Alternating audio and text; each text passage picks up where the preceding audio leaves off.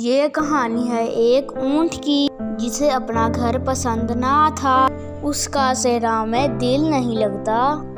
وہ صحرا میں گھوم گھوم کر تھک جاتا ہے۔ وہ صحرا سے نکل کر جنگل جانے کا سوچتا ہے۔ جنگل صحرا سے کافی دور ہوتا ہے، لیکن وہ دوڑ دوڑ کر پہنچ جاتا ہے۔ جب وہ جنگل پہنچتا ہے تو اسے ایک گلہری نظر آتی ہے۔ وہ گلہری سے پوچھتا ہے کہ کیا تم مجھے ایسی جگہ بتا سکتی ہو جہاں مجھے جانور خوشی سے رہنے دیں؟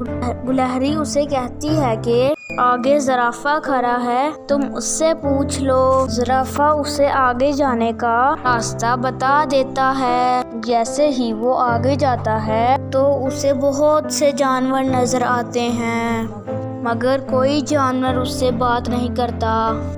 اونٹ پریشان ہو جاتا ہے کہ اسے کسی اور جگہ پر جانا چاہیے۔ جب وہ آگے جاتا ہے اس کی ملاقات ایک لومڑی سے ہوتی ہے۔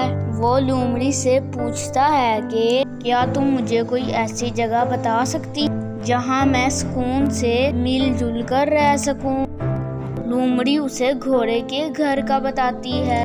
اس کے پاس چلے جاؤ، وہ تمہیں رہنے کی جگہ دے سکتا ہے۔